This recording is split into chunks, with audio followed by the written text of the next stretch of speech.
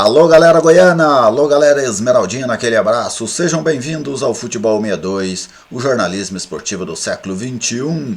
E neste vídeo eu vou trazer para vocês um esquenta, um pré-jogo de Goiás e Fluminense. As duas equipes se enfrentam nesta quarta-feira, às 19 horas na Serrinha, jogo da penúltima rodada do primeiro turno do Campeonato Brasileiro. Então vou trazer aqui para vocês as prováveis escalações, o que a gente pode esperar deste confronto tático entre Jair Ventura e Fernando Diniz. Também vamos falar do retrospecto entre as duas equipes e comentar um pouco sobre o modelo, sobre a forma de jogar desse time do Fluminense comandado pelo Fernando Diniz. Já já a gente vem com mais detalhes.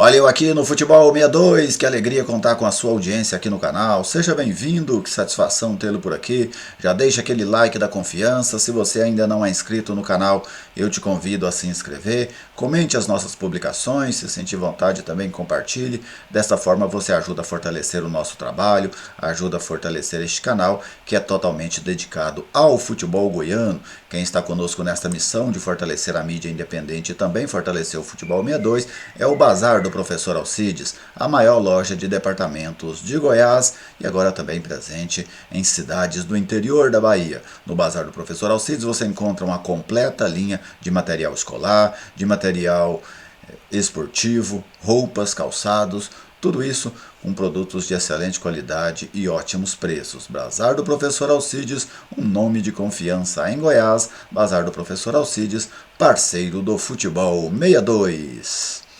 Serviço do jogo, Goiás e Fluminense, Campeonato Brasileiro da Série A, 18ª rodada. O jogo acontece nesta quarta-feira, dia 20 de julho, às 19 horas. Para meio de semana esse horário é terrível, né? O trânsito não ajuda, tá metade já do primeiro tempo, ainda tem gente entrando no estádio. Não gosto deste horário. Enfim, mas está agendado para as 19 horas na Serrinha. Os ingressos, R$30 no tobogã, R$40 no espaço família, R$100 no setor visitante e R$120 nas cadeiras. O Goiás deu uma salgada aí nas cadeiras e diminuiu o preço no tobogã, né, e no espaço família. Talvez uma nova proposta de preço aí por parte da diretoria alviverde. O torcedor com a camisa do Goiás paga meia entrada nos setores destinados à torcida alviverde. O retrospecto entre as duas equipes, com dados do futeboldegoias.com.br, 61 jogos na história, 19 vitórias esmeraldinas, 27 vitórias tricolores e 15 empates. O Verdão marcou 86 gols nestes jogos e o Fluminense fez 92 gols.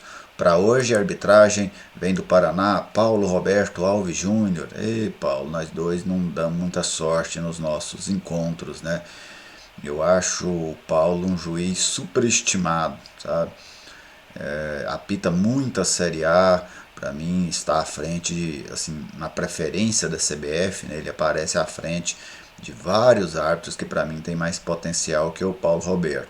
Tomara que hoje ele faça um bom jogo, pois eu sempre torço para que a arbitragem não seja motivo de comentários depois do jogo. Mas eu já vi vários jogos do Paulo Roberto que não me agradaram. Os assistentes Marcelo Vangassi de São Paulo e o Rafael Trombeta, que também é do Paraná. No VAR, o Rodrigo Guarizo Ferreira, outro paulista nesta arbitragem. O Goiás, as escalações do Goiás, elas são sempre uma incógnita, né? A gente faz aqui, é algo que se assemelha a um palpite. Tento observar o estilo do adversário, o que é que o Jair pode fazer, mas diversas vezes ele nos surpreende. Ele não conta hoje com Caio Vinícius e Danilo Barcelos, que são jogadores do Fluminense emprestados ao Goiás, e pela primeira vez ele terá o lateral Sávio, que foi registrado, e o zagueiro Danilo também foi registrado, o Marco Antônio não foi, então Sávio e Danilo já ficam à disposição do treinador para este jogo contra o Fluminense. A tendência é que o Sávio esteja no time titular, até porque o Danilo Barcelos afastado, e ele veio para jogar, né? O Goiás tem uma carência muito grande nessa lateral esquerda, então a tendência é que o Sávio faça a sua estreia já começando o jogo. O Danilo deve ficar no banco de reservas. Eu esbocei um Goiás aqui num 3-5-2, vamos a ele. Tadeu. O trio de zagueiros ali, este é mais tranquilo, né? Ian Souto, Reinaldo e Caetano. O Felipe Bastos ali no centro dos volantes, né? Com o Dieguinho e o Matheus Salles. Maguinho pela lateral direita, o Sávio pela esquerda. E lá na frente, Vinícius e Pedro Raul. Foi o time que eu projetei e apostei para esse jogo. Mas ele pode, por exemplo, colocar o Dieguinho na direita e entrar talvez com outro jogador mais agudo ali pelo lado de campo. Talvez ele trabalhasse aí com o Luan Dias no lugar de um dos volantes, poderia ser uma possibilidade também. Mas enfim, a equipe que eu imaginei ser a mais provável para começar o jogo é essa que eu estou mostrando aí para vocês. Agora vamos ao Fluminense de Fernando Diniz. Fábio, goleiro, experientíssimo Fábio, Samuel, bom lateral direito. Manuel está se reencontrando, né, no Fluminense. Manuel que vinha aí numa certa decadência na carreira, né, está se reencontrando lá no Fluminense e feito bons jogos. O Nino, jogador que a torcida do Fluminense gosta muito, né, está inclusive cotado para ser vendido. Eu confesso que não acho o Nino esse zagueiro todo que o pessoal cita, né? Mas o pessoal do Rio gosta muito dele. Caio Paulista, atacante que vem cada vez mais sendo utilizado ali pelas laterais de campo. O Martinelli, um volante, um bom volante, né? Vamos classificá-lo assim. O André está jogando muito, né? Eu gosto muito do André, volante do Fluminense. Para mim hoje no país é o volante com melhor desempenho, é o André. O Ganso, o Diniz tirou ele da aposentadoria, né? Desaposentou o Ganso. A gente imaginava que o Ganso não jogaria mais, que não atuaria mais em bom nível, e o Fernando Diniz conseguiu, rapaz. Isso é preciso ressaltar. O Fernando Diniz conseguiu trazer o Ganso de volta ao futebol.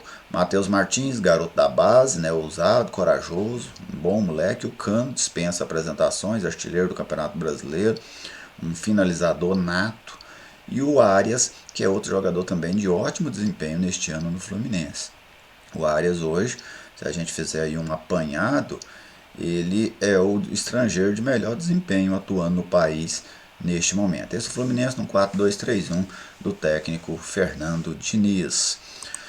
Em termos táticos, não é uma partida de difícil prognóstico, vamos dizer assim, porque você tem de um lado o Fluminense, que é a equipe que mais tem posse de bola no campeonato, na faixa de 56% em média, e do outro lado o Goiás, que é o time que menos tem posse de bola no campeonato, 44%.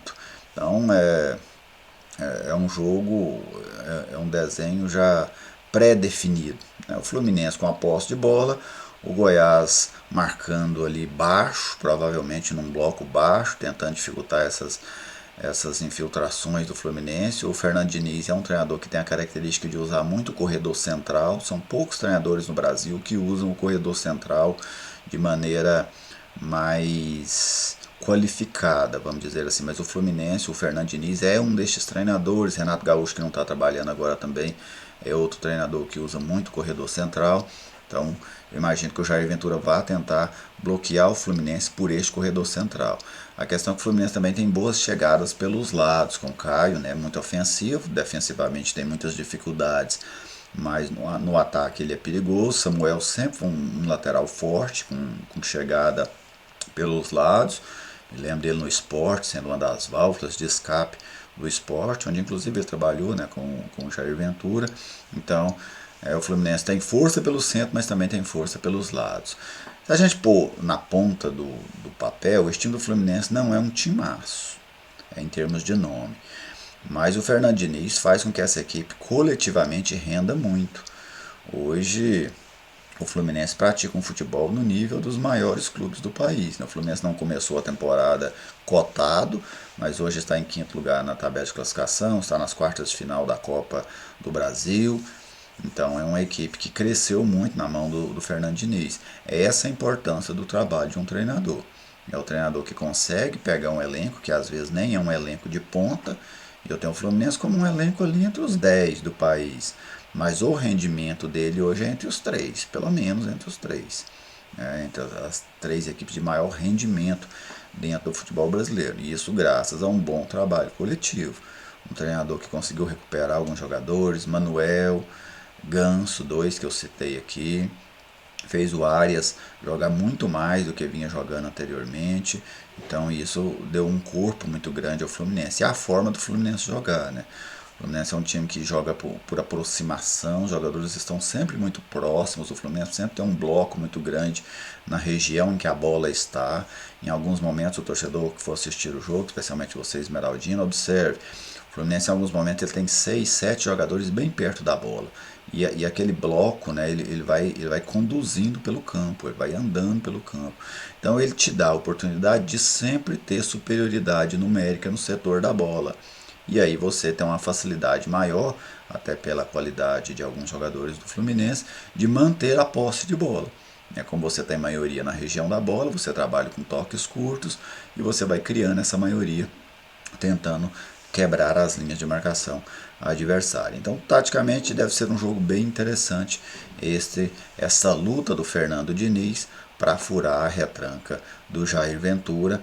Uma pena, eu acho que é só a questão do Jair não ter um homem de escape, né? Um homem rápido, porque aí ele também teria respostas interessantes, porque o Fluminense adianta muita marcação, faz uma marcação sobre pressão na saída da bola. O Goiás não é um time de sair jogando, mas quando o Fluminense faz essa marcação-pressão, que ele não consegue roubar a bola, ele passa por muitos apuros também, porque ele está com 6, 7 jogadores no campo ofensivo. Quebrou-se essa linha de marcação, aí você vai para um espaço de um campo ali de 50, 60 metros, num 3 contra 3, 4 contra 4, aí o jogo fica ruim para o Fluminense também. Todo o sistema é isso, né? Ele tem os seus bônus e tem os seus ônus. Este é o ônus do Fluminense. A questão é que eu não vejo o Goiás com peças para explorar o ônus do Fluminense. Isso então pode ser um grande perigo, porque se você às vezes você tem muitas dificuldades com a virtude do adversário, mas você também tem certas facilidades com as imperfeições do adversário. Eu não vejo o Goiás com homens com capacidade, especialmente de velocidade, para explorar as deficiências do Fluminense, que é especialmente essa quando você consegue quebrar a linha de marcação alta para você sair no contra-ataque. Mas vamos ver como é que esse jogo se desenrola lá no Estádio da Serrinha. Para mim o Fluminense é favorito para o jogo, porque tem melhor time, coletivamente está no estágio mais avançado do que o Goiás e tem um jogo coletivo mais forte do que o do Goiás. Né? Não é uma defesa, por exemplo, de alta eficiência, mas é um ataque que funciona bem e um time que controla muito bem os seus adversários. Sem dúvida, o Fluminense é favorito para esse jogo contra o Goiás. Mas é uma situação que o Goiás já está acostumado. Né? Na maioria dos jogos em que o Goiás faz, o adversário é favorito contra ele. Mesmo assim, o Goiás tem conseguido pontuar de maneira razoável dentro da competição e está se mantendo aí na maior parte das rodadas fora da zona do rebaixamento. E a missão hoje contra o Fluminense, na última rodada contra o São Paulo, também será essa: se manter, fechar esse turno fora da zona de rebaixamento. Depois do jogo eu faço uma live para a gente analisar e comentar o que foi este Goiás e Fluminense. Um grande abraço a todos vocês, muito obrigado pela audiência de sempre e até a próxima.